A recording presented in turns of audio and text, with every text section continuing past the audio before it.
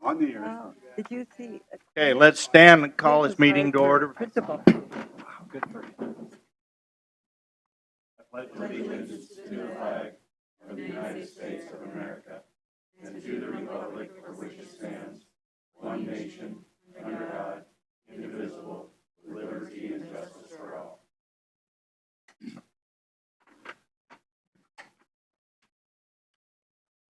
Roll call, Mr. Brennan. Honorable Mayor Ron Shaver, Here. Councilmember Brian Urdialis, Here. Doug Shasso, Here. John Caper, Here. Lynn Deal, Here. Kevin Lindell. Present. Okay, the first item on our agenda is public comment or audience participation for items that are not on the agenda. Is there anybody who wishes to address council? Are we still doing Zoom? I am not able to tell. Okay. Good enough. Masks are gone, so Zoom's on.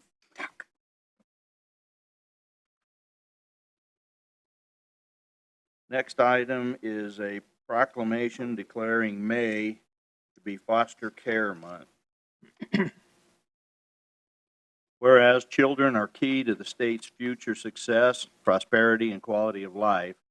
Whereas children have a right to thrive, learn, and grow. Whereas foster parents provide the love, safety, and stability that young children need in order to overcome past traumatic experiences in order to reach their full potential.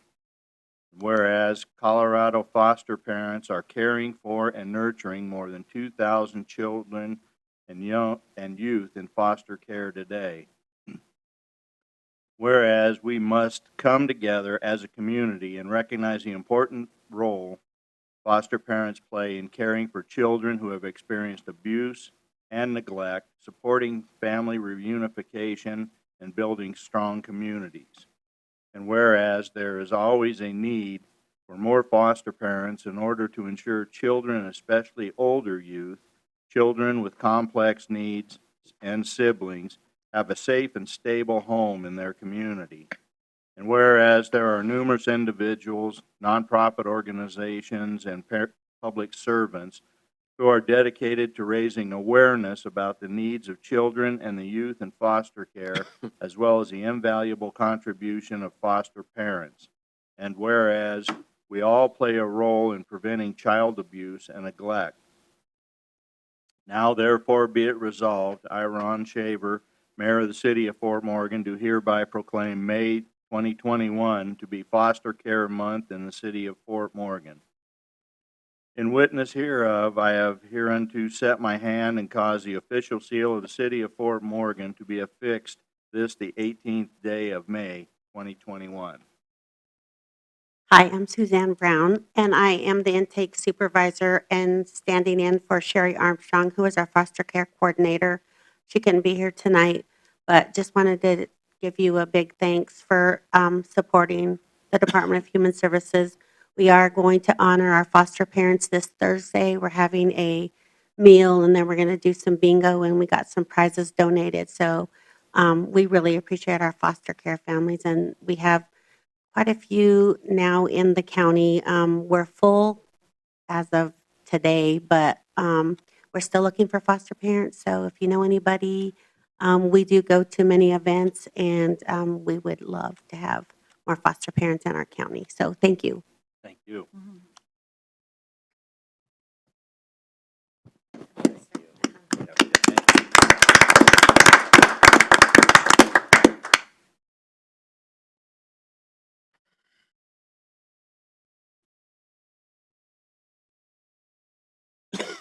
Next is a declaration of a vacancy for Ward 2 and a council discussion on how we want to go about filling that. Brennan? Thank you, Your Honor. As you know, as you remember, Clint Anderson resigned at the last meeting. So we have a vacancy to fill. That's done by appointment of the city council. In your packet is a memo that has the language from the charter, but basically it says the city council shall appoint an eligible person to fill such vacancy, and that person will hold the office until the next regular municipal election. So whoever we choose to appoint to replace Mr. Anderson would have to run for election this November. And we have gone about it different ways. In the past, when Allison Howe resigned in September 2020, by the first meeting in October, 3 weeks later, we had received 2 qualified applicants, and we just went ahead and appointed one of those. When Dan Marler resigned in 2019, we opted to accept applicants for about a month and a half and invited them to a meeting to make presentations and answer questions. That ended up with several rounds of balloting. So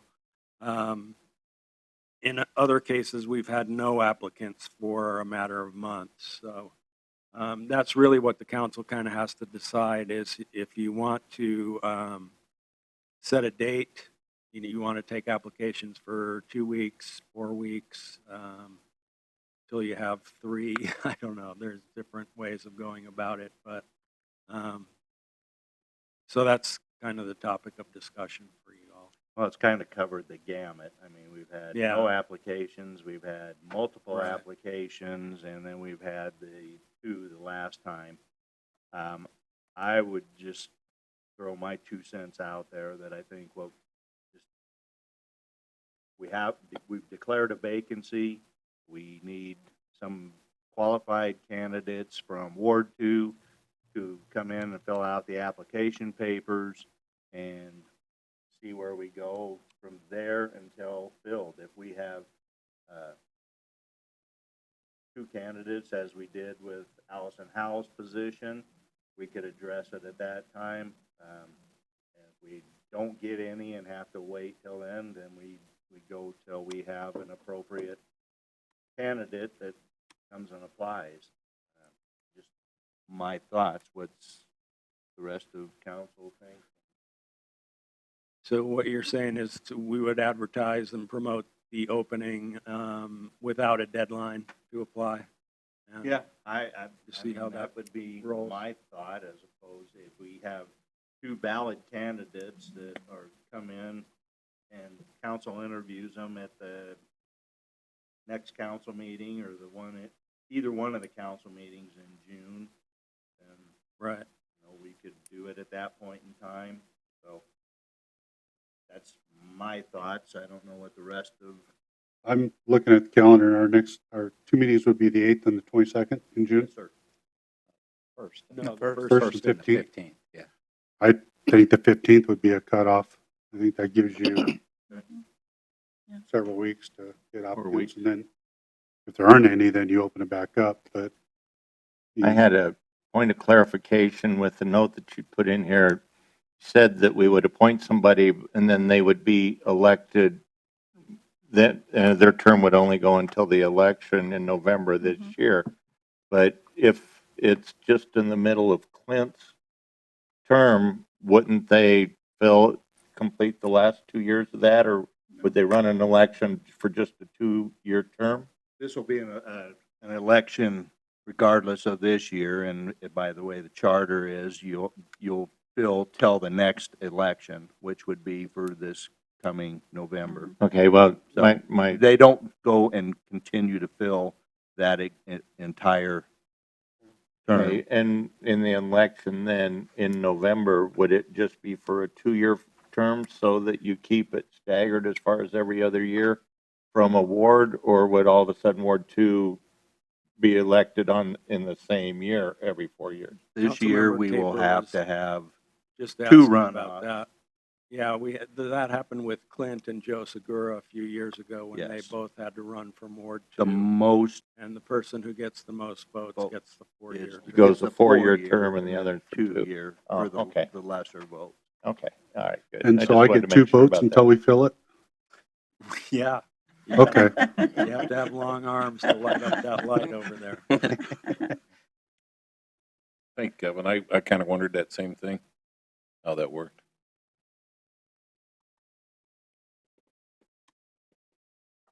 Yeah, I So agree with that's you. pretty much I agree. the process. We will have, Ward 2 will have two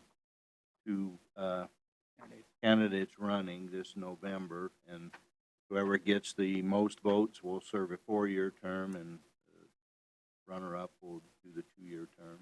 Okay, good. Everybody good with running until the 15th? Mhm. See where we're at there. If we get candidates that apply, You want to, Should we do it before the 15th? Go up? that way somebody could submit an application on the 15th, the day of the meeting. If you wanted to make it the previous Friday, we could get their application in the packet for you guys to consider. I'd So say the 11th? June 11th. yep, let's do that. Okay. June 11th? Yeah, that'll give you time to put it in there and we'll be able to get them to show up at the meeting. Yeah. Very good, thanks, guys.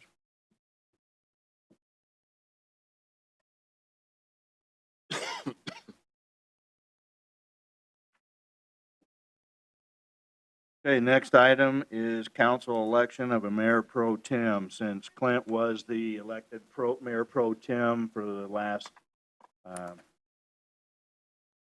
term, we will need to fill that position as well. So with that, I will open the floor to nominations for mayor pro tem. I'd like to make a motion to nominate Doug Sasho, Mayor Pro Tem. I'll second. Is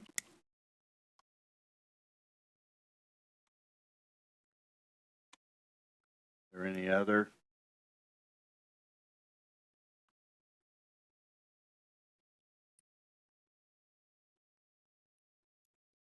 Okay.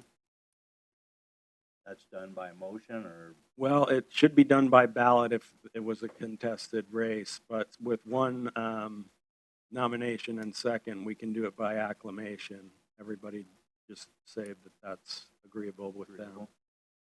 Okay.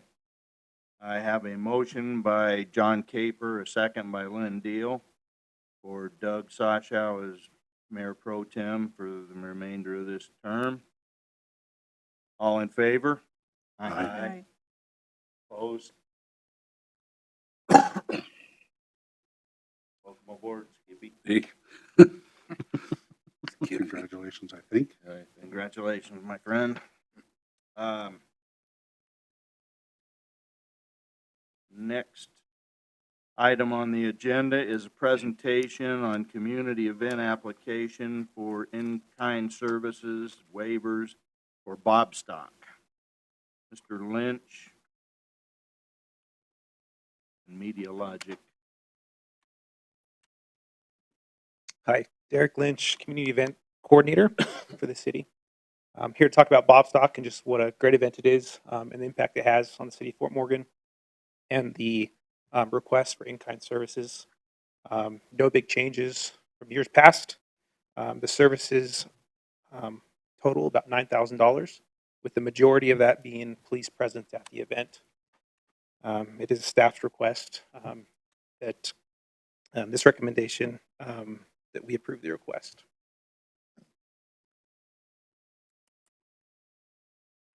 Have you run a background on these guys, Lauren? Be a good idea. You worked with the Yep. Mr. Lynn? Figured that would come. He was over at the I know that they're in talking with you guys that there's a couple of inclusions that are different this year than. Yeah, than yeah, others. I If you can wanna touch speak to a base. few things. I think there's a map included in your packet, but we did ask for a few additional street closures, mostly along Kiowa and then Beaver to the west. Those have not been shut down before. We do anticipate more vendors than we've had in the past. We'd like to add some additional kids' activities. We want to add a fourth stage down by Queens Lounge off of Kiowa, which has not been done before. So that's probably something new in your packet. Then I believe you'll be seeing this coming up, but Queens Lounge has also applied to be able to extend, I guess patio is what you would call it, for lack of a better term, being able to extend their patio out into the street, which would be set up in front of our stage. So I believe that'll come as a whole separate thing that will be put in front of you. But that's something that we had worked with them on and looking at kind of accommodating for that additional stage. And then the other thing, as we've grown this event, it's become harder and harder to get everything in very early on Friday morning. So we did make a request to be able to shut streets down on Thursday afternoon and be able to move in picnic tables, power, some of the things we usually do at about 6:37 in the morning on a Friday. We've asked to be able to do that the evening before for ease of being ready to get our vendors in on Friday. Because sometimes they beat us to the park at about 7 in the morning and they want to know where they're going. So those were mainly the changes that you've probably seen in your packet that are not the same as the previous 2 years ago, I guess. Close down Main Street and the side streets, or the requested areas shut I those believe off? so. And I think we were working on a plan with JW to which ones would need to be closed down. I don't think we'd have to close down all of it on Thursday, just certain parts of it for tent setup, porta potties being brought in, picnic tables, power, a few things like that. On the fee schedule, I noted that you had requested power pedestals, but they're not included in the fees for the 9,000. So Same with street closures. They were requested, but it's not part of the final total. And I don't know if that makes a difference as far as with us voting for in-kind, if we just go, yeah, it's all good. Yeah, it's just one of those things that with all of these events, we've really never calculated what that cost is on our side. It's just something our guys are used to doing and just being involved in. So I know the electric department has built the pedestals and the system to connect and move it out for the car show and for Bobstock. So I don't know that we've really ever put a monetary value to some of those street closures. I don't know that there's a cost or. we've talked about coming up with a value for that, in the future, but we just don't have anything at this point. I mean, you could go figure out what the value of that is from if you had to hire a private, company that does that, but it's, like I say, our guys are used to doing it and they're prepared to do it. So.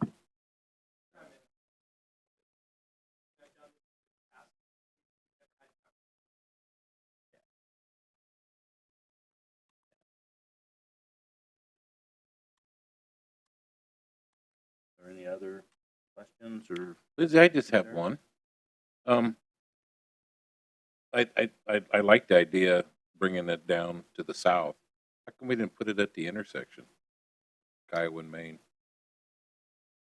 We like the idea of teaming up with Queens because we have like sponsors that want to host like an after party event. Oh, sure. And we'll do kind of a video wall set up there. And we wanted the idea that if Queens had the capability to extend and create a second beer garden, that it may lend better to people wanting to come sit. They'd also have tables and chairs. You mean as opposed to just facing it in the middle of Main? I've just used, we've all been to Las Vegas at Fremont Street, and each intersection has a band, so I just thought maybe, but anyway. I think we're playing with it a little bit. I mean, I think we could see some changes.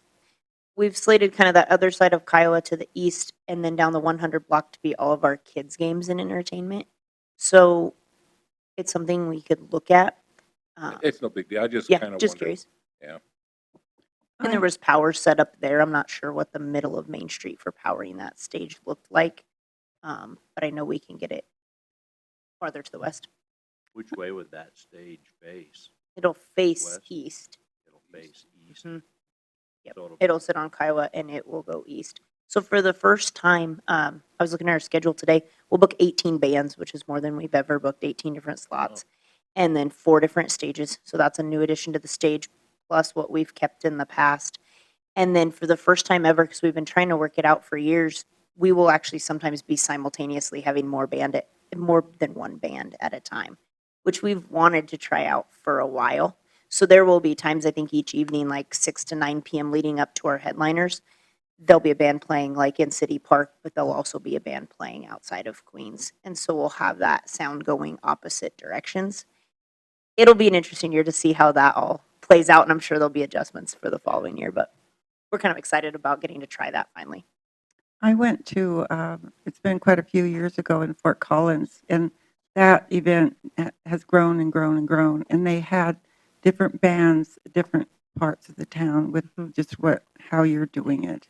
Yeah. And there were a lot of some of the stores were open, so it really brings a lot of people if a store wanted to be open, but it distributes them, makes a distribution instead of just right there in the park.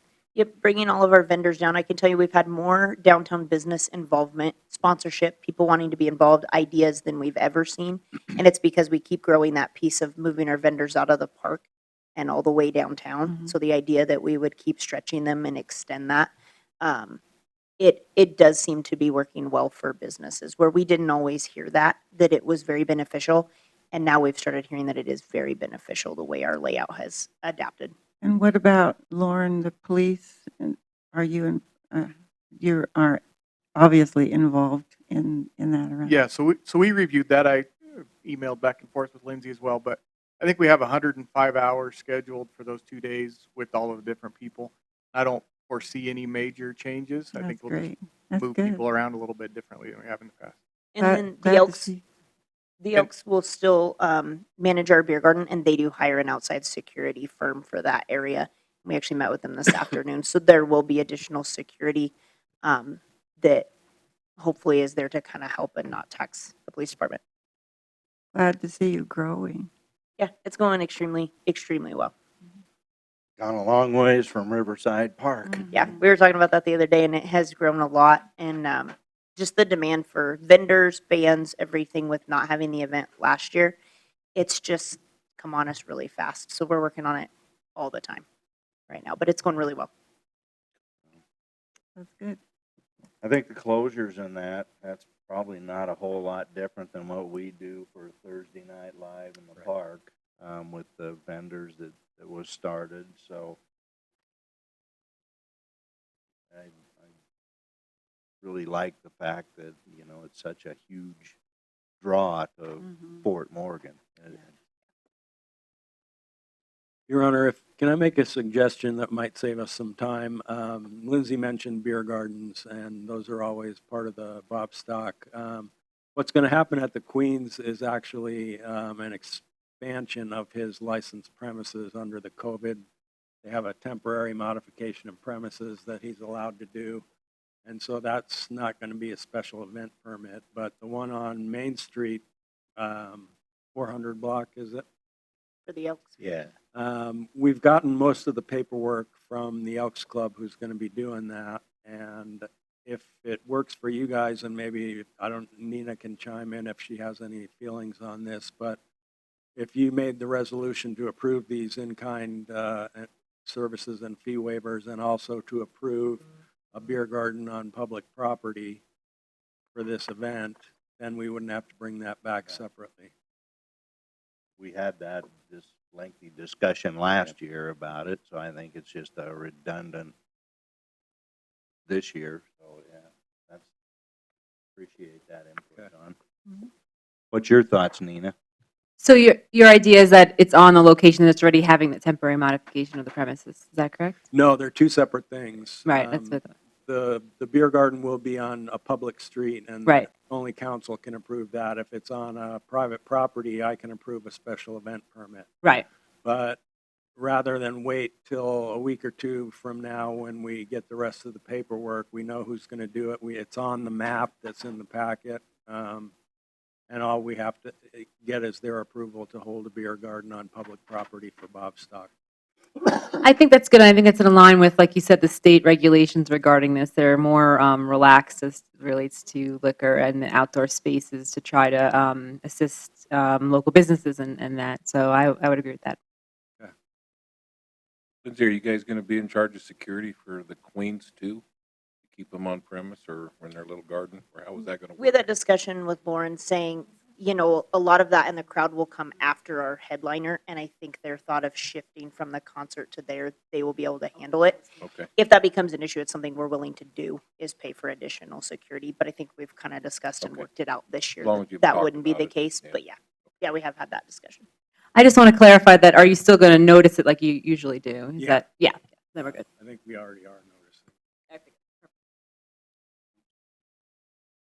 So that this will include the approval of the beer liquor license requirements.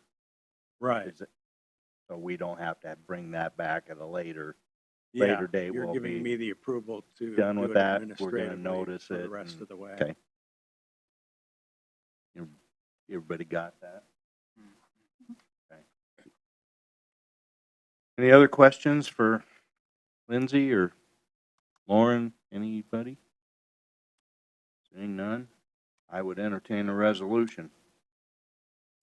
I'd offer a resolution approving the community event application and request for in-kind services waivers for Bobstock, including the liquor arrangements for their beer garden.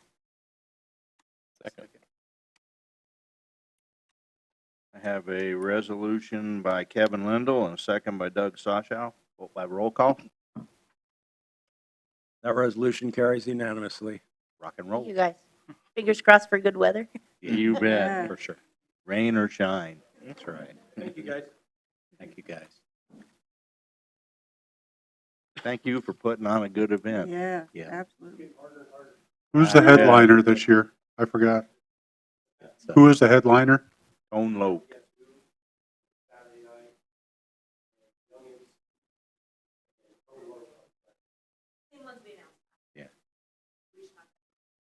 Okay. Boston and 38 Special would really be good. Yeah, yeah.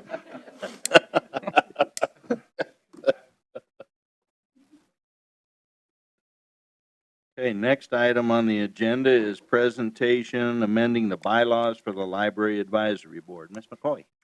Good evening, guys. So just a small change amendment with the Library Advisory Board has decided that they'd like to make, and it's in Article 4, Section 1, under meetings. We'd been previously meeting every month. They would like to change that to every other month. We've also changed, included the word virtual, so it's in person or virtual. Sort of this last year has made us realize that there's reasons and possibilities in the future that maybe we would have to have virtual meetings. And so that's pretty much the only thing that's changed in there. It's just making sure that we are meeting every other month instead of every month, in person or virtually. And then the months are listed there: January, March, May, July, September, and November.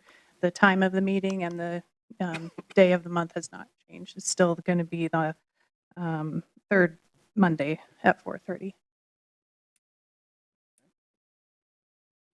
Any questions?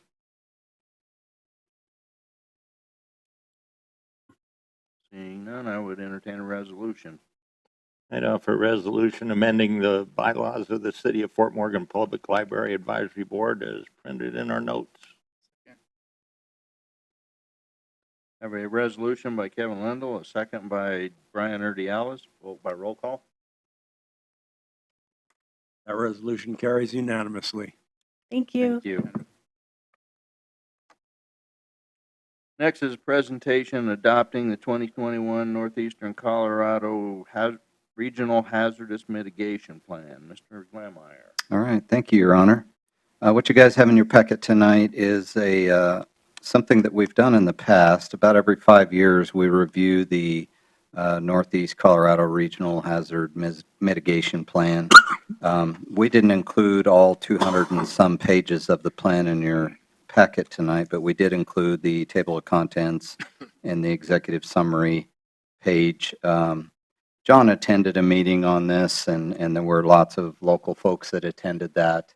And again, this is to be prepared for any type of hazard that may come our way: flood, tornado, wildfire, whatever it might be, and just to be prepared for that in the future. So the Board of County Commissioners has reviewed this and approved the plan. All of these jurisdictions are doing that. There's many of them listed in the executive summary. But this is ripe and ready for your approval tonight. And again, just something that we'll do about every 5 years. So happy to answer any questions. John could probably answer them better than me since he attended the meeting. But So is this part of the mutual aid agreement that we have Or is it Not per separate? se. It covers the Northeast region, so Yeah. it's multiple counties. And it is something that has to be approved by each jurisdiction and each county before it will be accepted by FEMA. So I don't, there are, I'm sure, agreements in there or plans for who does what and who cooperates with whom, but I don't think there are any formal IGAs or mutual aid agreements in there. Yeah, I'm not aware of any. This covers Cheyenne, Kit Carson, Lincoln, Logan, Morgan, Phillips, Sedgwick, Washington, and Yuma counties. So it's a rather large area that this encompasses. So I just want to add also that you're required to pass this to get FEMA money in the future. So just to let you know. So does county have to vote on this too? yeah, they did. Do they? Yeah, they've Yeah. approved it already. Yeah. And it's really not so much, it's hazard mitigation, not emergency response. It's a little Yeah. different. It's making things safer Right. in the event of a disaster or whatever. Preparation for potential. Any other questions? I would entertain a resolution. I'd offer a resolution to adopt the 2021 Northeast Colorado Regional Hazard Mitigation Plan. Second. I have a resolution by Kevin Lindell, a second by Doug Soshow. Vote by roll call. That resolution carries unanimously. All right. Thank you very much. Next is a presentation on bids for the 2021 Water and Sewer Underground Infrastructure Project. Like Mr. Nation. Good evening. Eric apologizes. He had something come up with the fire department, so he's next door taking care of business over there. So I told him I'd make his presentation. So if I bumble this, you'll know why, because I only looked at it a couple hours ago. But I do know this is our typical, we go out to bid to do our underground infrastructures ahead of our road projects. We did come to you earlier this year and bid out Highway 34's water line replacement separately. So this is the bidding out of the water line replacement for East Railroad Avenue, basically in front of the complex down past the field house, down to where the concrete road starts. Balsam over between Burlington and Gateway. And then we're doing some sewer line replacement just off of Main Street, between Main and State Street. Eric bid this in 4 segments because we didn't know how much we would be able to get in underneath our budget items. So we bid it in 4 segments to see if a contractor could get us, but we wanted to at least do part of it. We found out that we could do all of it underneath what we had budgeted. And we've just got some really bad areas in there that the tree roots have really gone in there and started to tear that pipe up. It's got valleys now in it, and it's in need of some work. And so that's why we're bidding that out. We went out to bid like we normally do. We had our 3 normal cast of characters that bid on them, and we're always happy to see our local guys bid.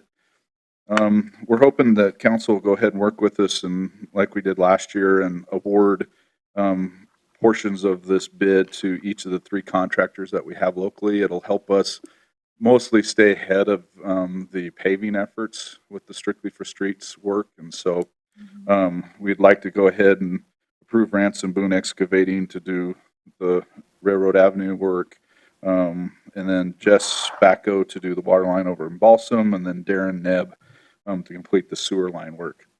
There was a little bit of a disparity of numbers on the sewer line, and Eric did tell me late this afternoon that he did call Darren and ask him if those numbers were good, and he would hold them, and he said, no, absolutely. He was fine with those, but they are lower than the other 2 guys by quite a bit. So we're looking to get approval, and you can see the total amounts that we're not looking to exceed on those in the memo. So I'd be happy to answer any questions. I got a question. How come we're not doing like Riverview to Fremont and then 6 to Platte? Riverview. Because we're going like Fremont to 9, 9 to 8, 8 to 7, 7 to 6. We're not going, you know what I'm saying? We're not going from Riverview to Fremont and then 6 over to Platte in that Main to Sherman Street. As in replacing the water line? Yeah, as to doing this bid. Oh, well, the street work that we're doing over on Riverview, the water main is relatively new in Okay. comparison. It was put in probably a little over 20 years ago. And so I think it's even PVC pipe that's in there. It was an upsize as part of the CBT project 20 plus years ago. We are going to do some service work ahead of that, where we've got some services that need to be upgraded. And so we'll go in ahead of those, but most of that work gets done in-house, and so we'll do that with our staff. Okay. But good question. It's something that in the relative history of the water system, that would be considered a new water main. Okay. So Sounds good. believe it or not, 25 years ago would be considered fairly new. So, Thanks. yep. With the sewer main and everything, like, what's it doing? Going up the alley or something where you say it's between Main Street and Yeah. State and running between? So we do, when we work on our sewer system, we're a lot of the work is opportunistic. And so as we've done street overlays and repairs in there, we've gone into the street and gone ahead and put PVC through the street section. And then it's the company name, but you get Fernco's, and they're a rubberized gasket. And they sell you Fernco's that go from PVC pipe to clay tile pipe, which is all of our older system. And you just put a Fernco in that connection, and it works just fine, and you don't have any issues with them. And so now we've got all of these crossings that are already done in PVC pipe, and now we just need a contractor to come in, and they'll have to use a trench box. It'll be real tight work, and they'll have to, haul dirt away from them and then do the pipe installations, then immediately cover it back up. It'll be pretty tedious, but yeah, we've done the street crossings, and it just goes from alley throat to alley throat, and then skip the street, and then alley throat to alley That's throat. the only thing I could figure out with the way that it Yeah. was described and everything. Yep. So, okay. So, Brian, you brought it up, but I'm going to bring it up just for the record. Mr. Knapp comes in at 122. Jess is 2 times higher. Boone is 3 times higher, just for the sewer project. Yep. And I find it hard to believe that he's providing the same product and the same service. And I just want to have it come back this summer and having it saying we need to pay more because he didn't understand the guidelines or the project he was bidding. So I want it on the record. No, and that's why Eric reached out to him to make sure that, and a lot of the number has to do with how hungry these guys are for work. Okay. And so, yes, we did verify that. I can tell you from the job on Platte Avenue that Darren did, he actually saved us a lot of money when it was all said and done. And the savings were something that we needed, and we'll have that discussion in a couple of items on tonight's agenda. So, but yes, we've had a very good relationship with Darren, and he's never once on a project come back and ordered us and requested more money. Thank you. Makes you wonder about that. Any other questions for Mr. Nation? Seeing none, I would entertain a resolution. I'd offer a resolution to accept the bid from Ransom Boone Excavating Complete Water Project A for $201,685, and to accept the bid from Jess Backhoe to complete Water Project B for $57,760, and to accept the bid from Daring Neb Excavating to complete the sewer project C, D, E, and F for a total of $122,221. I have a resolution by Kevin Lindell, a second by Brian Urdialis. Vote by roll call. That resolution carries unanimously. Thank you very much. And thanks, Brent. Thank you, You're Brent. good at explaining things. I can On the follow fly. you a little bit. Next on the agenda is a presentation on bids for outdoor holiday decorations. Mr. Amer. Hi. You ready to talk about Christmas? We got Bobstock done. Yeah. We should talk about Christmas. So this is a weird one because I inherited this project from Sarah. And this is actually capital from Light Power Department that is paying for this project. So I don't know, back in March, April, Lynn and myself and Sarah and some other citizens, we had a kind of a visioning meeting of some new holiday lights that we wanted to purchase.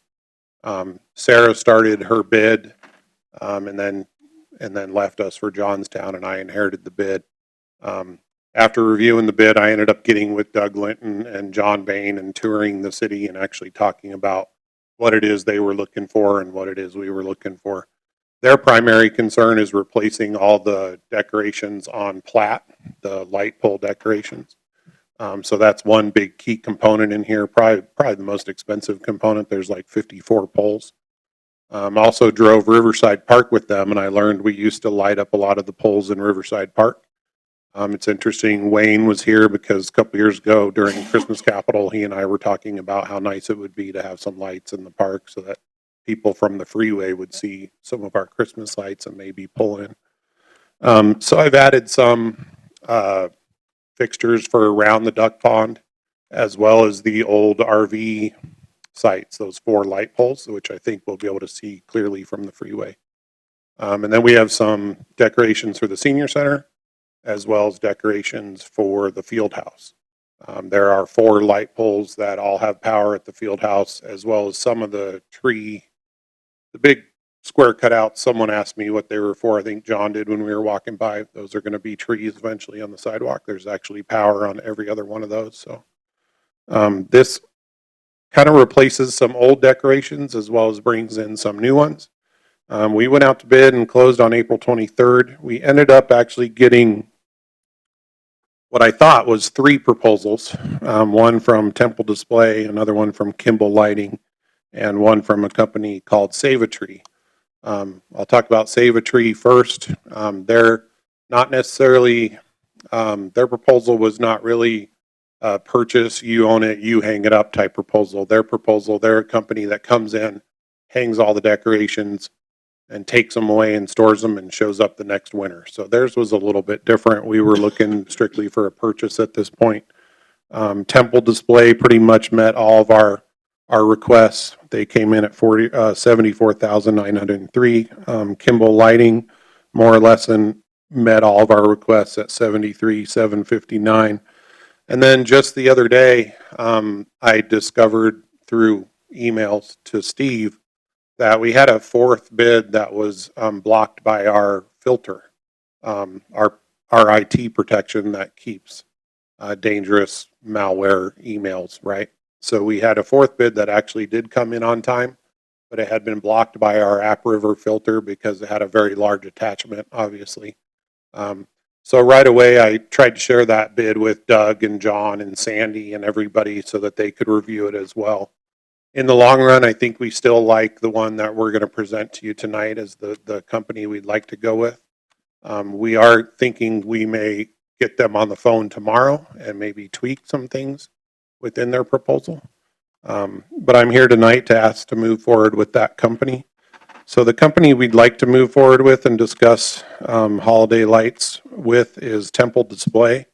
I'm asking for approval to spend $75,000 or not more than $75,000 with them out of the $100,000 that was budgeted for this year. And like I said, we are a little bit in a time crunch. Some of these discounts that are on their proposal expire at the end of the month, so we'll try to communicate with them as soon as we can to fine tune things and tweak things a little bit. I brought a couple extra pictures. I shared their PowerPoint with you in your packet that kind of shows you some of the ideas, the snowflakes, the soft whites, the blues. And then I printed a couple of things that I kind of thought was really cool. This is a large display Christmas train that I actually thought we could try to put in the big cement slab at City Park. So that might be one thing we try to change. The larger displays, what we called interactive displays in the bid, I discovered are not, they don't really call them interactive. They're just large Christmas displays. They're photo opportunities for people. So like the choo-choo train, I think it holds 1,000 pounds or something. So your whole family can go up in there and take a photo op.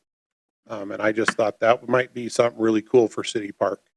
to add to our holiday lights there. And we're also adding some tree lights in the park this year too, is what I'm hoping for. So, we will still do the storage and the putting up and taking down. Doug and John actually kind of mentioned that they enjoy that aspect of it. And then I think we'll get our parks guys to do the trees. And we should be I okay. pulled All those, these, I pulled those lights out of the Parks Department and hung them when I worked for electric. That's not a fun. There is concerns. One of my initial concerns on all this was, do we have power to where these places Sarah wanted to do? That's why I wanted to drive with Doug and John. And then storage. These things are a lot bigger, like the balls, that's a giant display.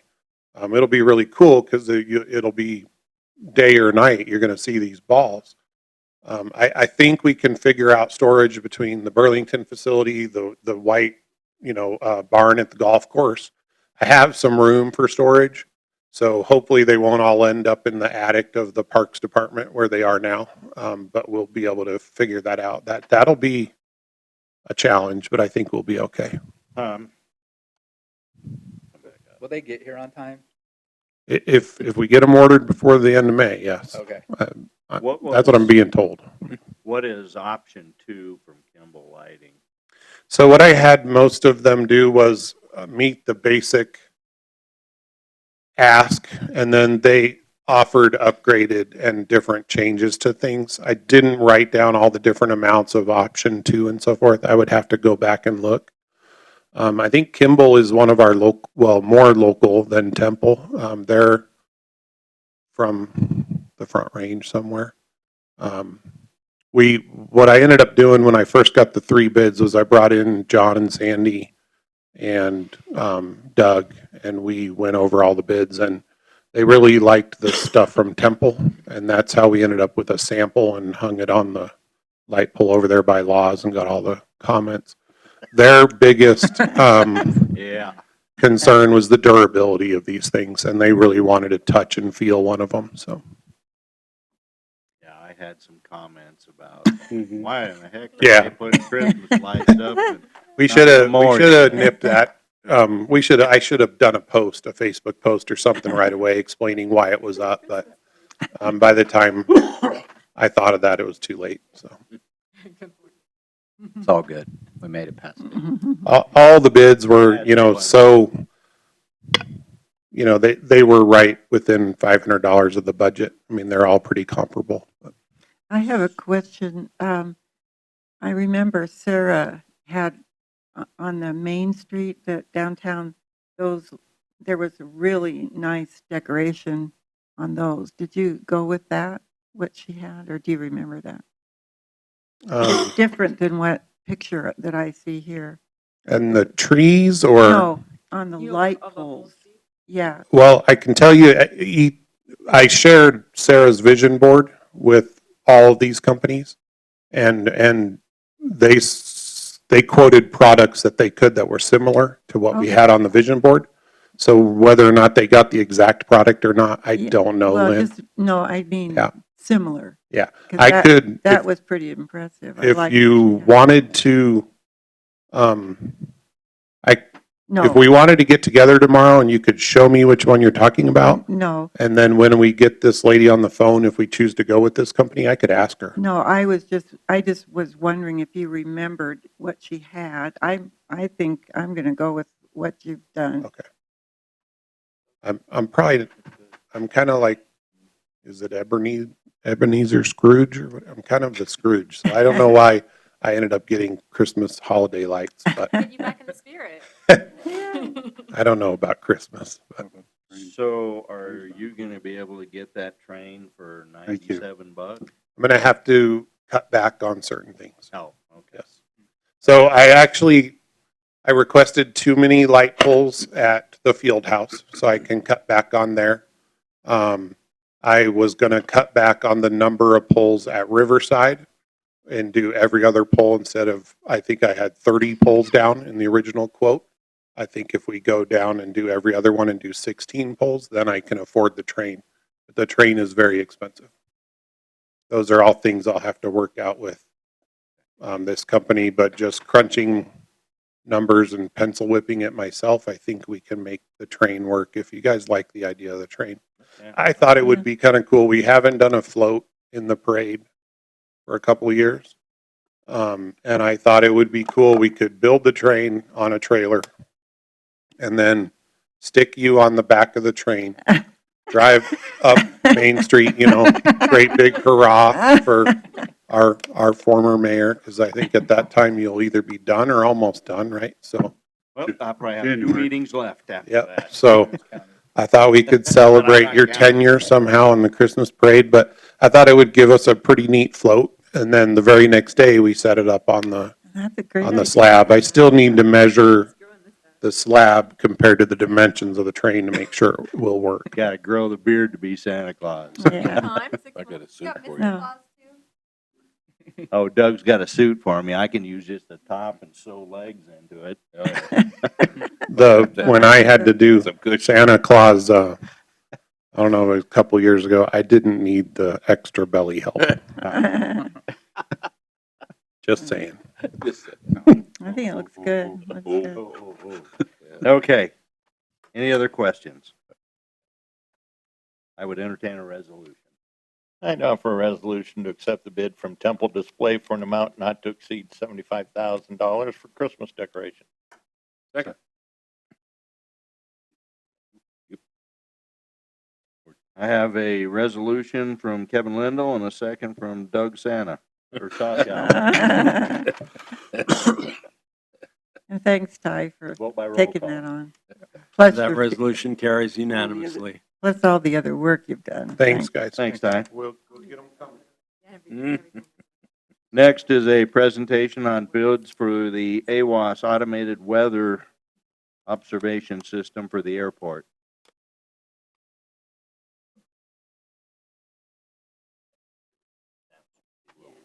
yeah, it's gonna be. Good evening again. Learning all kinds of fun things about the airport and the technology we use up there. So, what you have in front of you is we've got a piece of equipment that is pretty essential for having an airport, and so allows the pilots to get weather information and other. If there's anything going on at the airport, they get updates through their radio systems. This also ties into NOAA because it's collecting weather data all the time. And if a lot of you have weather apps on your phone, they actually tie into this weather system for temperature updates and things like that. We've been just running up against the wall with finding parts for it and getting the maintenance done, and it was just time to replace this entire system. It's called Awos for short. And so we went out to bid, and basically we were anticipating just receiving one bid. This is not one of those items. There's a lot of companies that do. And so the company that they have been helping us repair the other one is the company that you see in front of you tonight, DBT Services. And so we had budgeted $200,000. Their bid came in at $153,136, so well beneath what we budgeted. So we're looking for council approval to accept the bid from DBT Transportation Services in an amount not to exceed $153,136. So windsock's not enough. We have a nice windsock up there, but that's And not that's enough. why I was asking if that, Yeah. if they really needed more than that. Yes, they do need more than that. Yeah, if the cloud levels get to the windsock, then we're in trouble. Yes. They've had a lot of trouble gathering parts and maintaining the system. It's been down off and on, so it's time to do a replacement. It's really past due, to be honest. Any questions? I would entertain a resolution. I'd offer a resolution to accept the bid from DBT Transportation Services LLC in the amount of $153,136 to replace the Awos system at the Fort Morgan Municipal Airport. Second. I have a resolution by Kevin Lindell, a second by Brian Urdialis. Vote by roll call. That resolution carries unanimously. Thank you very much. Next is a presentation and possible action on a change order for expenditures for the West Street Avenue Water Project. Mr. Nation. Thank you very much. This is one of those that I dread coming in and doing this. We had a little bit of a snafu that occurred on the West Platte Avenue project. Part of this occurred when I was getting out on my medical leave, and Eric had notified me, and some of this stuff got left on my desk, so I apologize for that. When we met last year with CDOT on the Platte Avenue Water Project, all of the discussions were, you guys just need to bring your project up to basically just to the top surface of Class 6 road base. We will then have Martin Marietta come in, and they'll mill the rest of the street, and then they'll overpave everything. And so that's what we were told, that's what we were planning on, and that's what we bid out.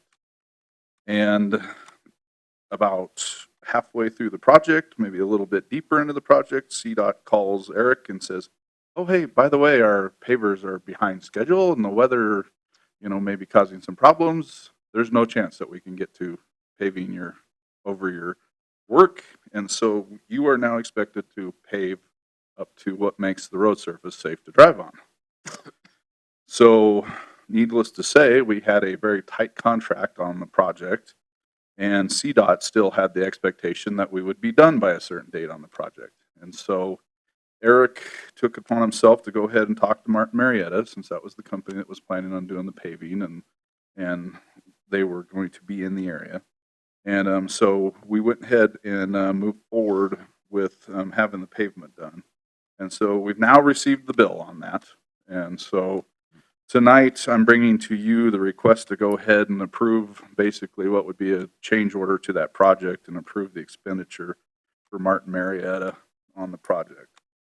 We're just sitting on their bill. They understand that we had to come back and get council approval for it. As you can see in the memo, it was a little over $409,000 just to put all that patchwork in. Some of that money is designated, most of it's designated out of the water fund. Some of it will be coming out of JW's work that he did on the storm sewers. That's $25,000. And so that also then leads to, that money was, we never anticipated needing that much money in this year's capital items. So I'm working with Eric on how to reduce expenditures in the rest of the water budget. A lot of the maintenance stuff, we will probably push off, a little bit of our maintenance on some of the fire hydrants and things that we just don't necessarily need to do this year, trying to save every dollar we can. We will probably still be okay in the total water budget. I don't think this will cause a budget, problem, but just to make you aware that in order to get all the projects done, that it's going to really tax the amount of money that we were planning on spending when we went through the budget and started the year. So, How about if we just send the bill to Mr. Polis's Department of Transportation? Wouldn't that be nice? I'll sign an order for it. Okay. Yeah. So, yep. Well, yeah, it's sad. But Is the 409,000 that we put in there now been milled off? Well, at least part of it has. Yes, it has now been. Yeah, they took off the top 2.5 inches, and it's now sitting in a pile somewhere. And Did they apologize? So, well, in CDOT's way. it's our highway. Go ahead and do as we say. Yeah, exactly. Well, those things are.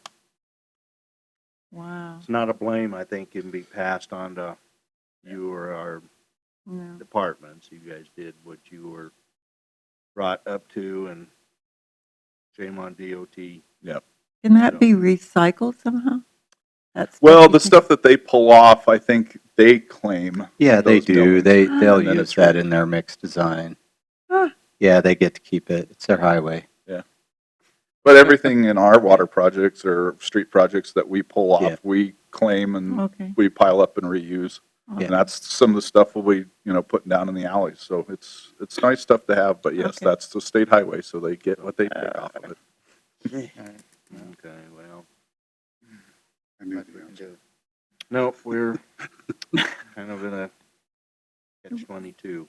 read them and weep. Any other questions for Mr. Nation?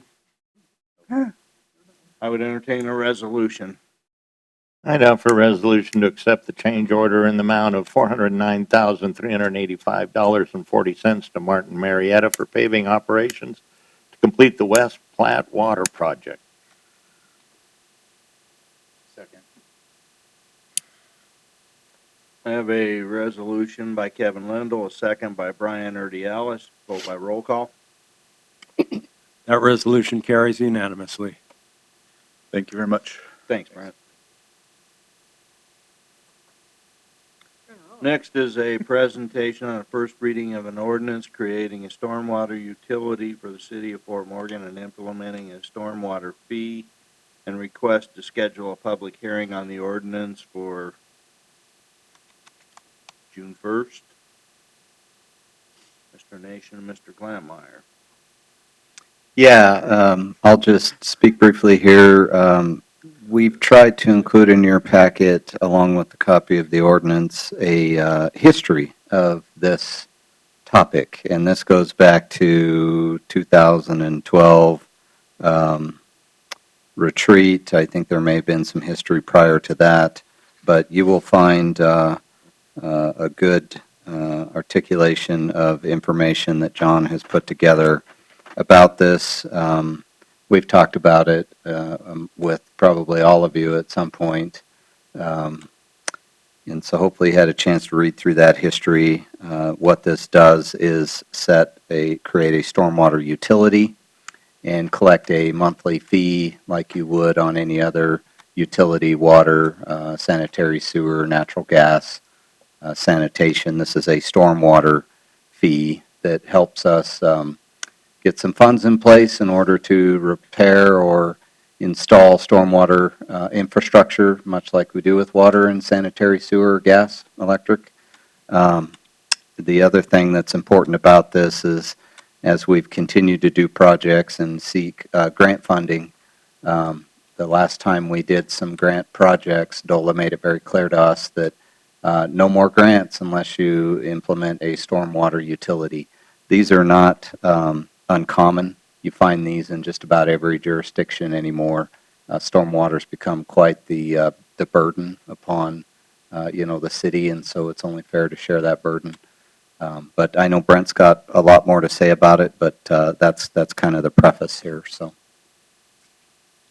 Yeah, I wanted to thank John for the history that he put together. It's a good read. I kind of highlighted just a couple of things at it that I was going to point out. When we started this back in 2012, the city actually put together an ad hoc committee to look at alternatives, funding, and what other communities were doing. And so there was, a lot of citizen input back then. They worked on the project for 8 or 9 months, according to the minutes, and before they made recommendations to council. It was then again the next year in 2013. The city had finally finished up on some drainage studies. There was a focus of work that was done in the northwest quadrant, so around the cemetery and some of the issues that were happening on 8th Avenue. And then there was a lot of focus on what was happening over in the Cargill corner of town. And some of those recommendations have already been implemented in the work that was done down Sherman Street with the addition of a storm sewer that basically carries down and ties into our big 60-inch storm line down at the end of Sherman Street. And I think from the standpoint of the city staff, that project alone has done a lot for a lot of the flooding issues that we had over there. But those studies alone show that, the one project needed $8 million back, that many years ago to solve. It's only going to cost us more, and the other was going to need a total of, $10 million. We were, directed to go ahead at that time and look at pursuing grants and bringing back proposals for establishing the stormwater utility. So we've been talking about this for a while, and the discussions in 2014 was when it headed towards merging this with the sewer fund. The main reason that concept has been kicked around is that if we want to possibly go out and bond one of these larger projects, you need to have bonding capacity. And if the stormwater utility was started by itself, you have you have to prove up your history of the money that you've collected and things like that. And it would have potentially caused us to take longer to be able to bond. And so putting it underneath an existing utility gives us that ability to demonstrate that we already have a utility that we've had bonds on, because we had bonds for the wastewater treatment plant. And we've demonstrated that there's income to that, and we have a history of paying off bonds. And so it makes sense to go ahead and add that to our existing utility and just expand the scope of what we do within the sewer fund. 2015, we came back again and started talking about the process of this and getting, moving forward a little bit more. Then it was in 2016 that we started to have discussions on how to calculate the fee. This is where we went and met with, or at least called some of our counterparts in other municipalities and started having the discussions about how other towns do this. Brush, they just have a simple fee based upon basically what your gutter line footage is in front of your property, and you just pay based upon that. There are communities that just charge based upon the size of your water tap.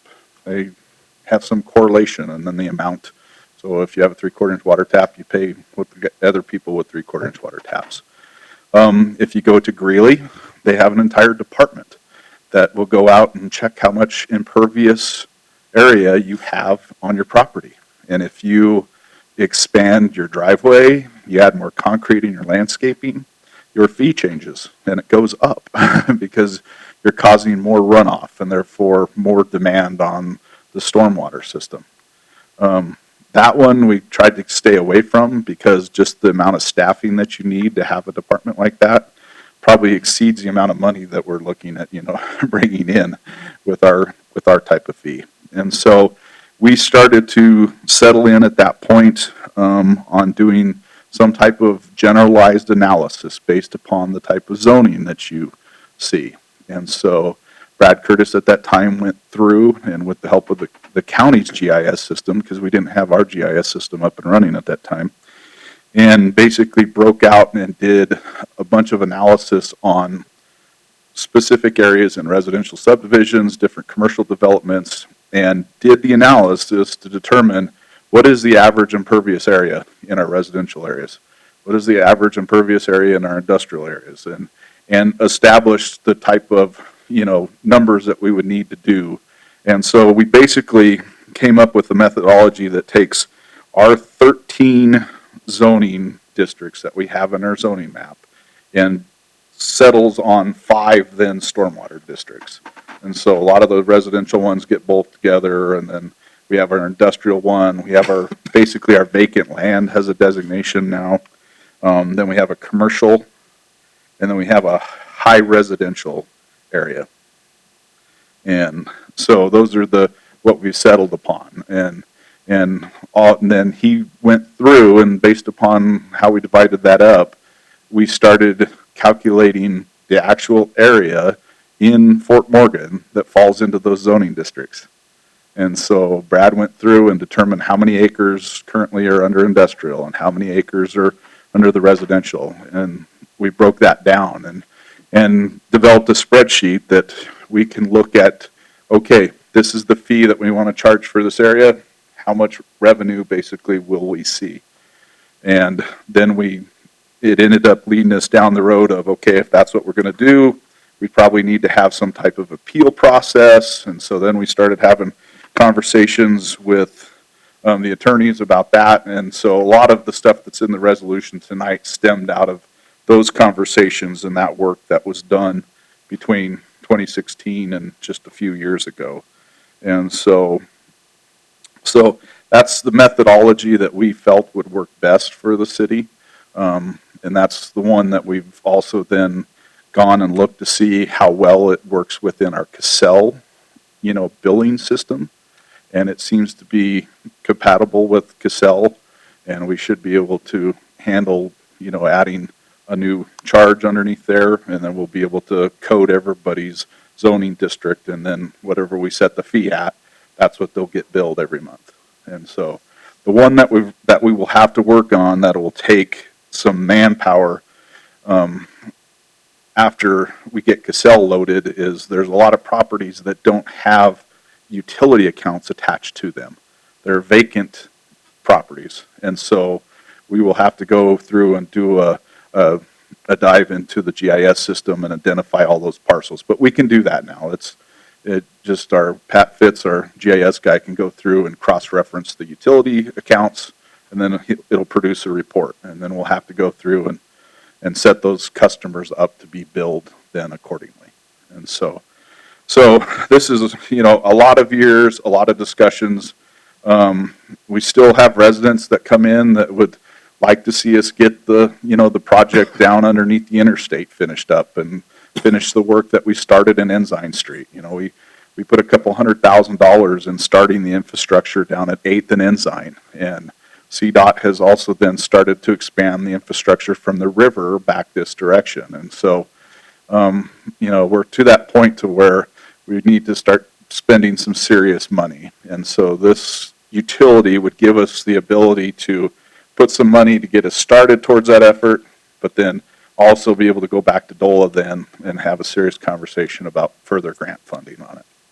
And that's the direction we would like to take with these projects at first. We would have to have a sit down, about talking about bonding anything, but for right now, I think we can make a lot of headway just by having the utility and being able to go in and get some grant funding from DOLA and get some of these projects started and underway. So I'd be happy to answer any questions. I didn't want to kill you with engineering talk too much, but at least wanted to hit upon, where we've come from and where we've settled with this. Well, it goes back Lots of even work. farther than that, because in 2000, had Carter Burgess came in and did a entire city overview of the drainage and flooding issues from the southeastern and or southwestern and southeastern Oh, wow. Okay. quadrants through the entire. I don't know if we still have that. Yeah. It was all paper. We didn't. You didn't have anything electronic? Yeah, we spent quite a bit of money going over that, and I believe at that time they identified and addressed the flooding from all the quadrants within the town, and at that time it was like $19 million to I read that. impact Yeah. every situation, and at that time is when we started looking at where it would go. You don't get a lot of rain, and people happen to forget about the Yes. flooding, and then you get a flood, and Yep. it kind of We've been fortunate this month that all of our rains have been fairly slow and steady. Our old system handles slow and steady rains. It doesn't like fast and furious, so. Well, and there's a lot of little things that get done. I mean, Ensign Street and State Street, they were crowned, and our streets didn't hold anything.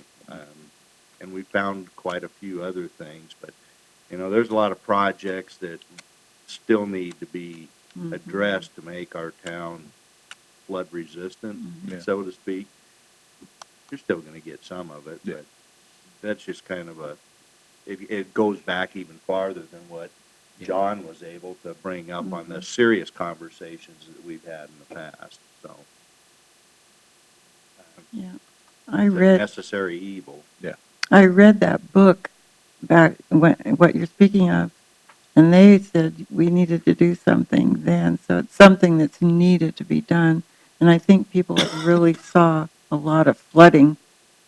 So, Yeah, that was, the projects that, There won't be any problem keeping it separate when you put it underneath the water fund and everything like that. Yeah, it'll go underneath the sewer fund, and for right now, it'll just be under my management. And the stuff that we are currently doing for stormwater issues, street sweeping, and some of the camera work that we do, we go in and do camera work to make sure the lines are still open, and they'll jet them out if they're not, and things like that are handled by JW's department or the sewer department themselves. And so we're creating this in the immediate planning stage of not needing additional staff or anything like that. We'll just continue down the road that we've been doing to maintain our system.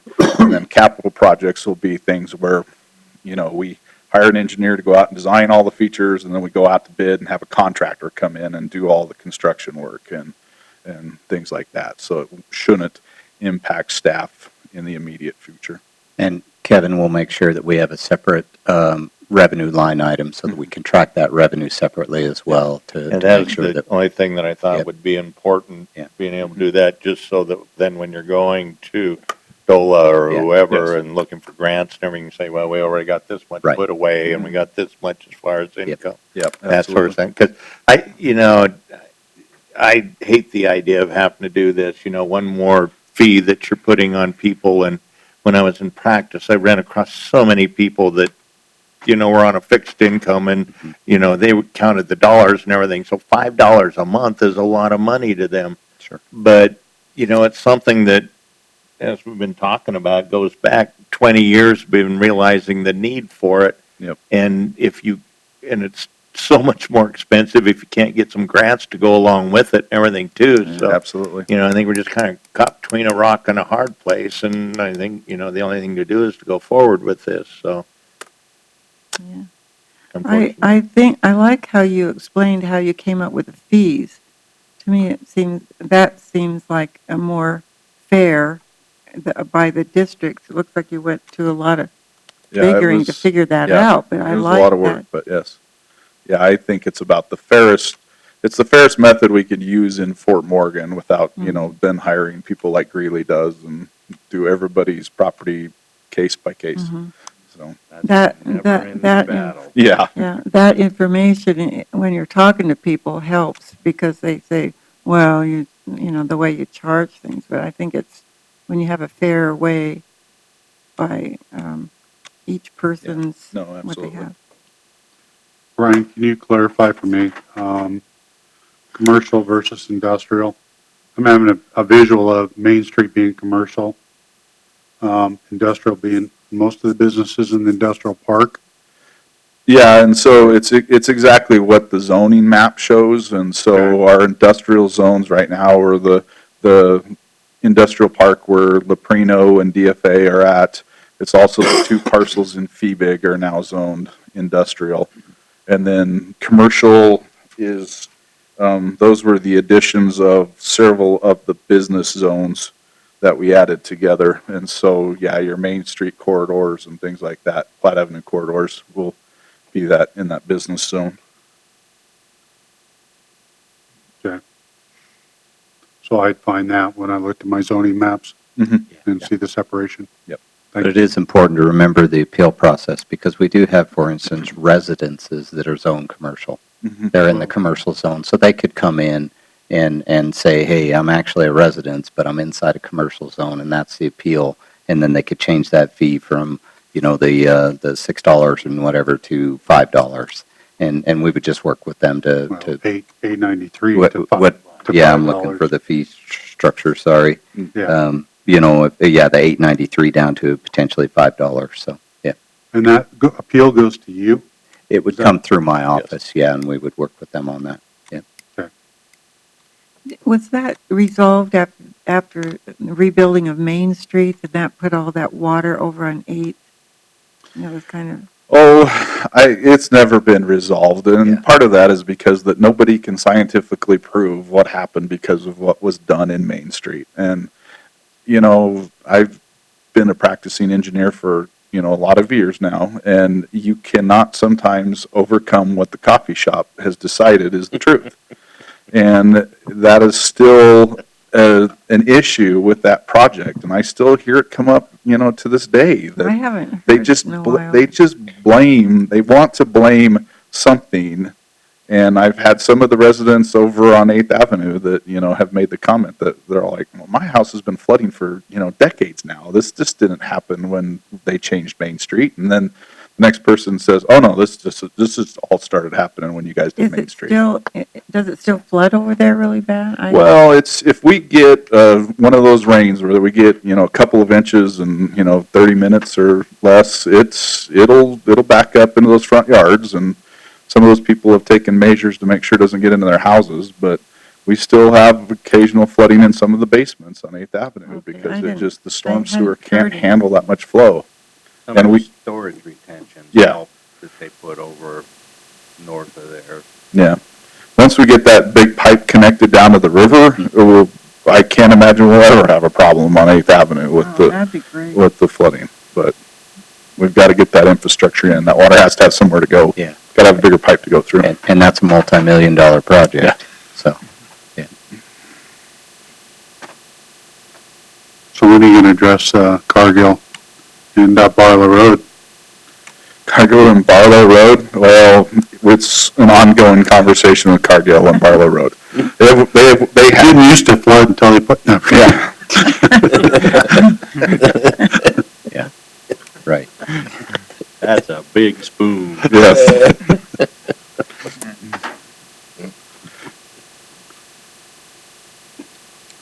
Does anybody else have any questions for Mr. Nation on So this? what's the fee?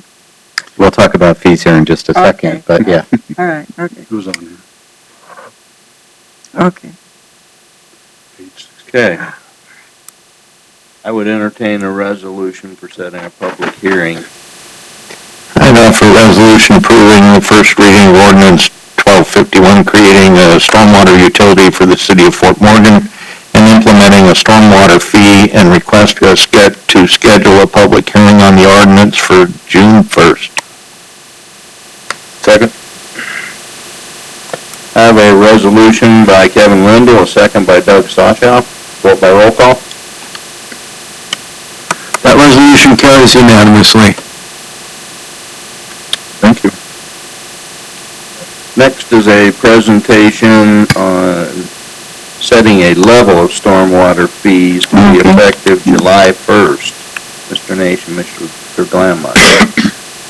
Okay, so you have the resolution here in front of you, and attached to that as an exhibit is the fee structure here. Brent talked a lot about the methodology behind coming up with the fee zones, if you will, based on the zoning map.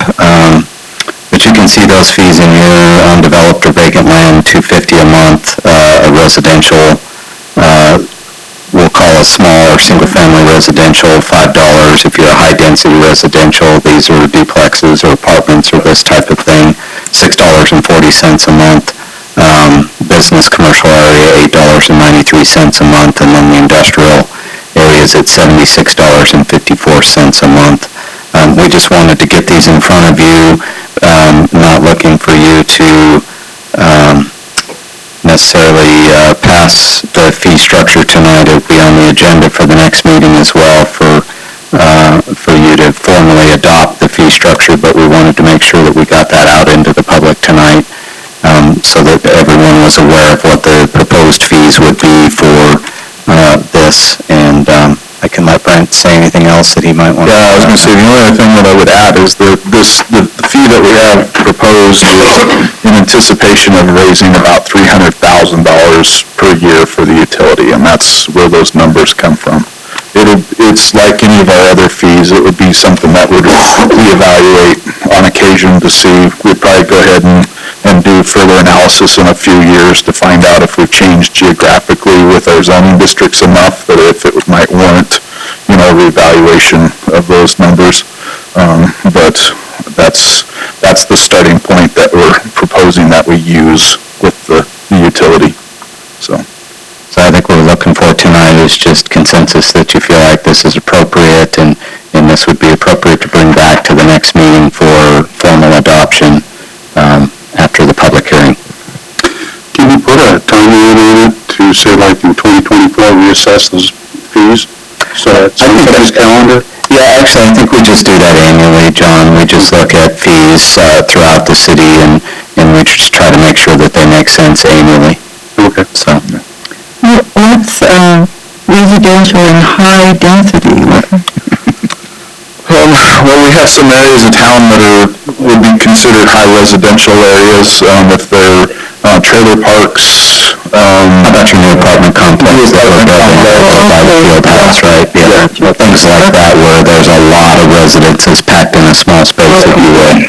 Not as much landscaping involved with their type of developments. I think this is good with the flat rate on everything. I could just see, for instance, the business commercial.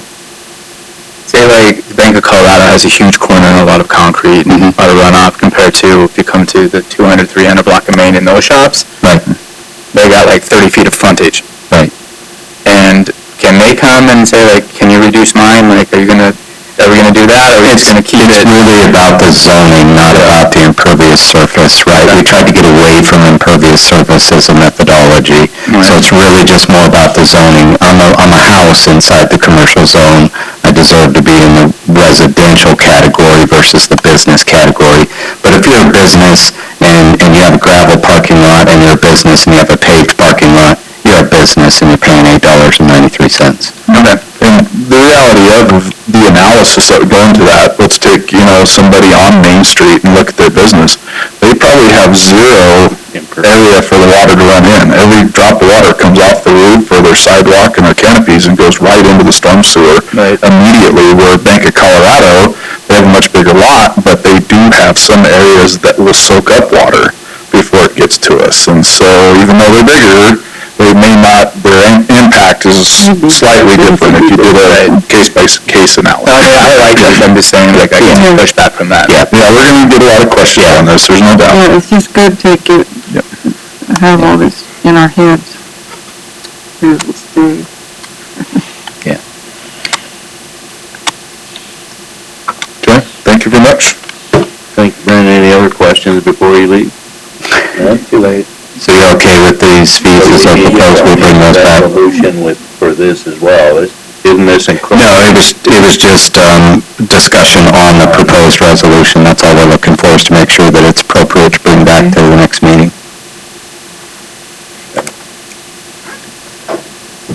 Next item is discussion on placing a ballot question on the November election regarding the city's procurement policy. Mr. Glammer and Ms. Williams.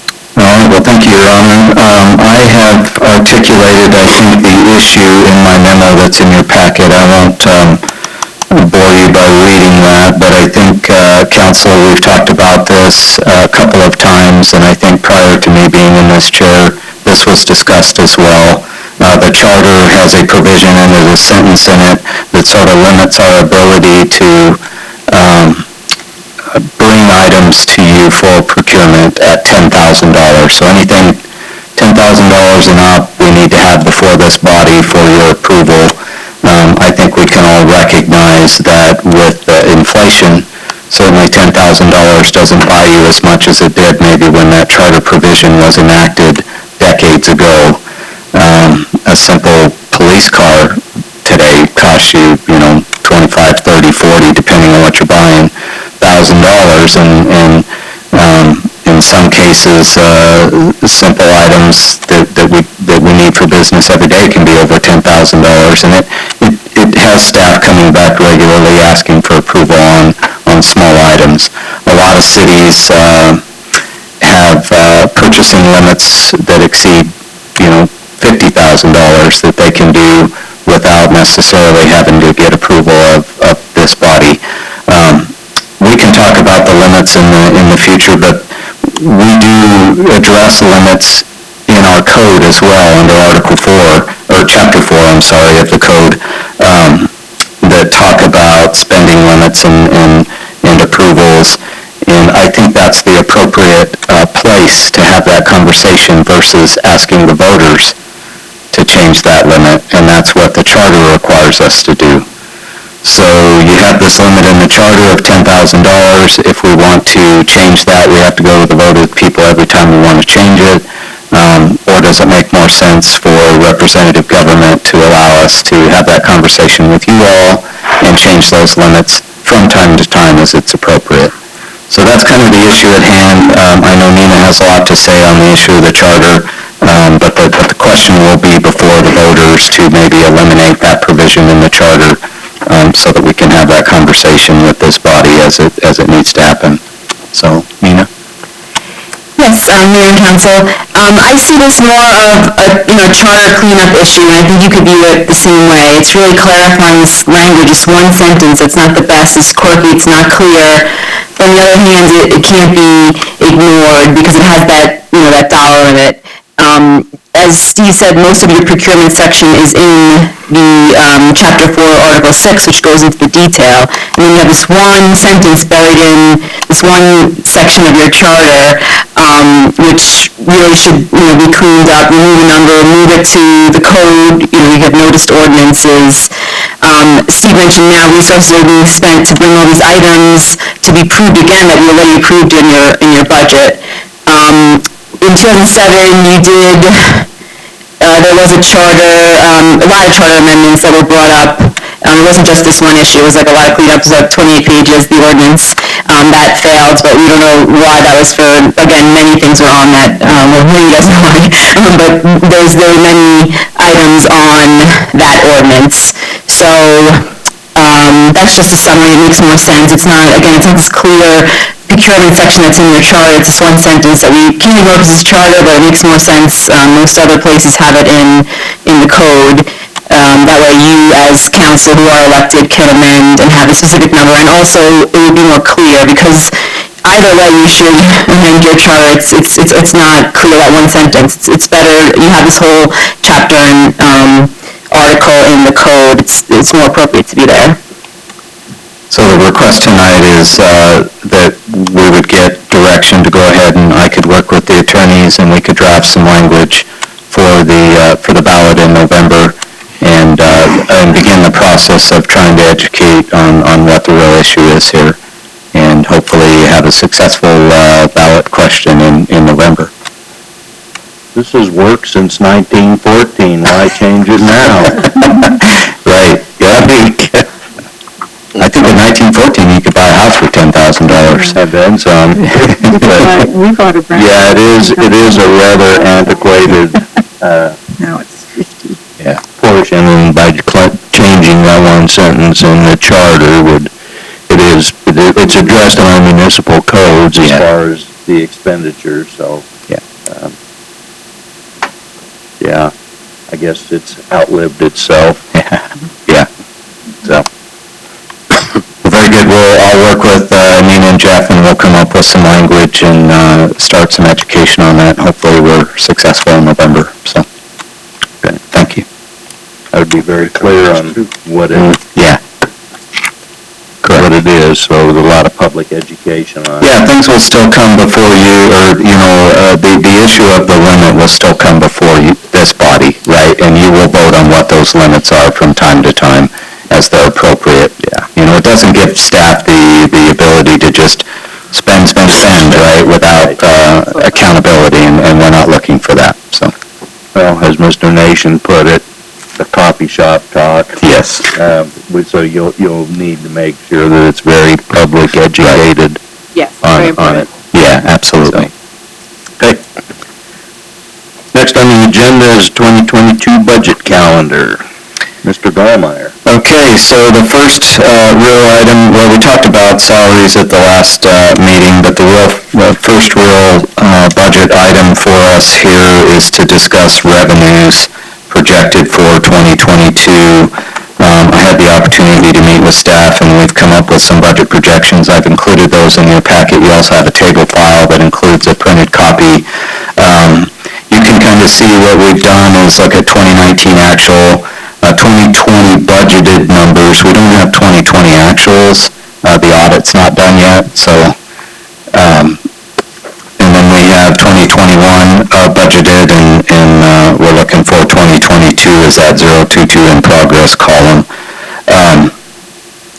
So you can see the items here. This is quite an extensive spreadsheet. It includes all the utility funds as well. Hopefully you've had an opportunity to digest that. I'll talk about the big things that are in the general fund. Really, that's property taxes, sales tax. Those we're projecting to be a little up over what you see for 2021 and also 2020. We've received property tax assessments for 2021 that are almost $1.9 million right now, and if you see your assessed value that you may have received in the mail, I think we're going to see revenues from property tax be even higher than that, honestly. So we're projecting 1.9 million in property tax revenue. Sales tax, again, continues to trend up for us. We received March sales tax numbers March sales tax numbers. And those were, again, one of the highest months we've ever seen, over $1 million in sales tax for the month of March. So it continues to trend up. That's a good thing. So we're going to budget those at $5.5 million.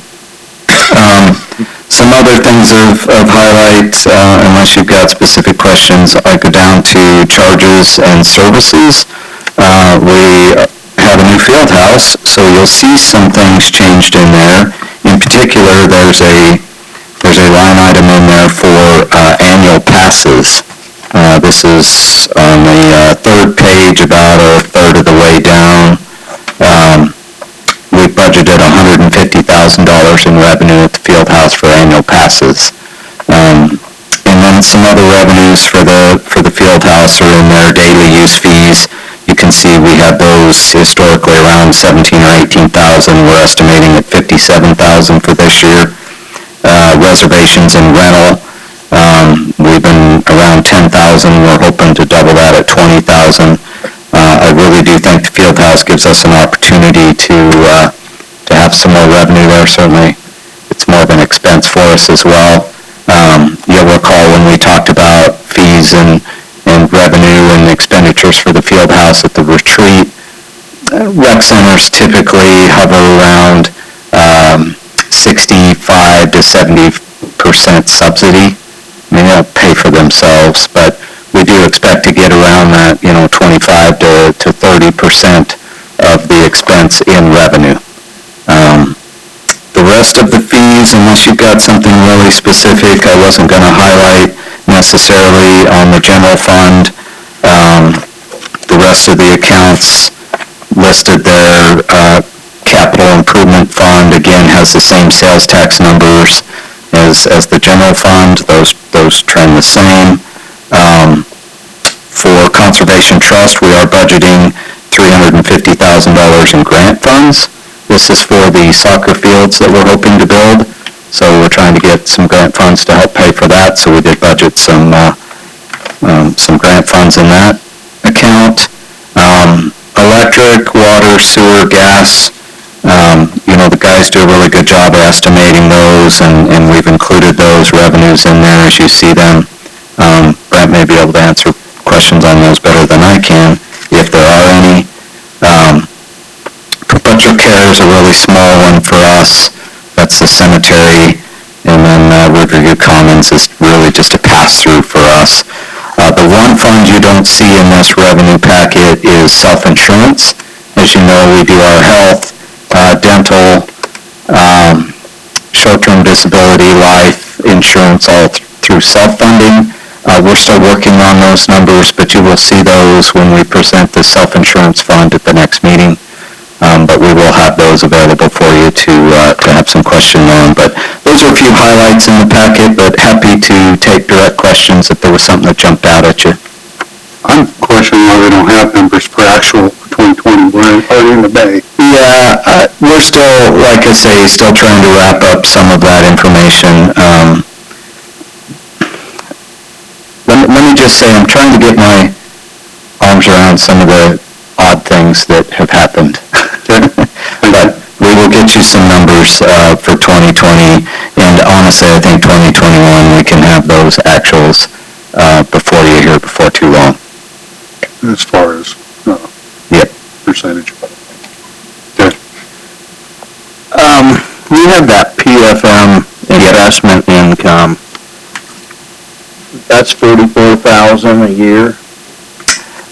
Is that what we get off the investments? Well, I saw PFM. It's on there. Yeah, I'm looking for, I thought it was 200,000 actually. The ones That 50 is what this should be. miscellaneous revenue. Yeah. Oh, there it is. I'm sorry. So there's PFM investment income. It's the second line down from interest income. We estimated that at $200,000 for 2022. It's the second item under miscellaneous revenue. Let's see, it'd be the 1, 2, 3, 4, 5th page.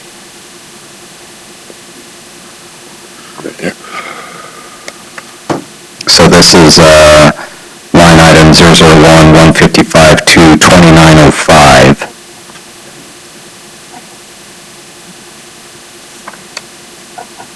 Mine says 40. For the general fund. So this would be right after fines, traffic fines, parking fines. If you go right below that, miscellaneous revenue, the first item is interest income, and then right below that is investment, PFM investment income at 200,000.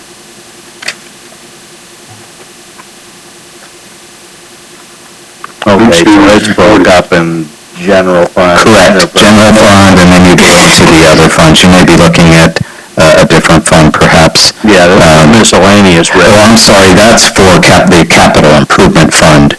We estimate $44,000 in PFM interest income for the capital improvement fund. Okay. Yeah, so each of the funds will have, if money's invested out of those funds, will have its own separate investment income. Okay. I was Correct. gonna say, wow, with what we got invested with that. Right. For instance, in the electric department, you'll see that estimated at $150,000. So, yeah, it's broke out in each fund. Yeah. Okay, Yeah. my bad. No, that's a good question. Are you still going to have some graph things? Yes. We are hoping to do some graphs and things in the budget book again this year like we did last year. So that you could kind of see Yep. all this different stuff. Correct. Okay.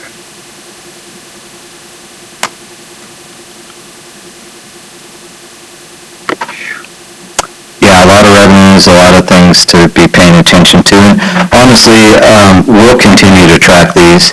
And if I see that I think sales tax, is trending low, then we may readjust those right before we present the budget to you.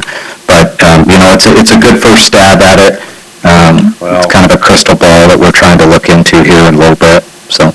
Tip of the hat to you on this. I mean, this is a revenue spreadsheet we haven't had this detailed. And Yeah. So this is, yeah, it is. I mean, appreciate it. Yeah, I appreciate that feedback, thank you. And then next, like I say, next meeting, we'll have a first presentation on the self-insurance fund, so. Phenomenal.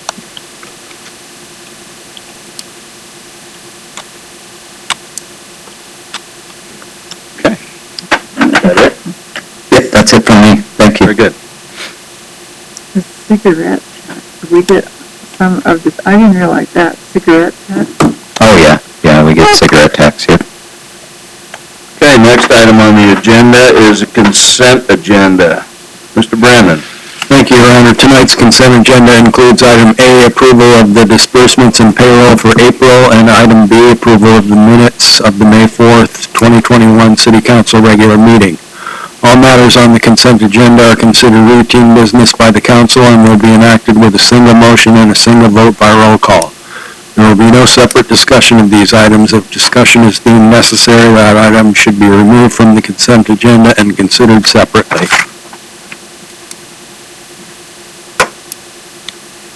I would entertain a resolution accepting the consent agenda.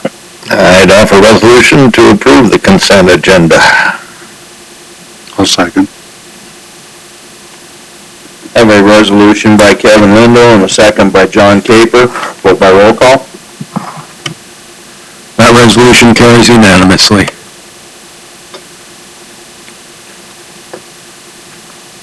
Next is reports by officials and staff. Mr. Glantmeyer. Just a few things from me. I appreciate you all taking the time to tour the senior center and the field house tonight. Gave you a good flavor of the work that's happening at the field house, and things are on track to grand opening next, not this coming Saturday, but the following Saturday. So we're less than 2 weeks away from opening that facility, but I think you saw tonight the progress that's left and the progress that's been made. What a wonderful facility that is for Fort Morgan, and we're really excited to have that project about wrapped up. Other than that, I will say that for the most part, we're finished with alley cleanup. We are not finished replacing dumpsters and lids, so the crews are still out doing that. And and we are finding that folks are still bringing stuff back out, so we're gonna try to figure out how to continue to get the word out that, spring cleanup's done, and, let's take that stuff to the dump or call us for a special pickup. So we're working on that, and I know Brent and his team have been working really hard to get the word out. But we will continue to get the dumpsters replaced and repaired, lids repaired and such. Other than that, we're just still deep working on budgets, and I've got lots and lots of budget meetings coming up over the next several weeks with each of the individual managers and departments, and going over those in detail before we bring those before you in future meetings. But I think that's it from me, unless you have any rumors or any questions or anything you'd like me to try to address. You haven't been to the coffee shop for me. Thank you for attending the meeting for me on Monday. Oh, the senior board, yeah, absolutely. I was really glad to be able to attend the senior board. I'm trying to get to all of our boards and just say hi and offer my assistance to those folks. And I did get the opportunity to attend the senior board, senior citizens board meeting, and that was a good group of folks there, and was able to chat with them for a little bit. So, yeah, happy to do that. I think that's it for me.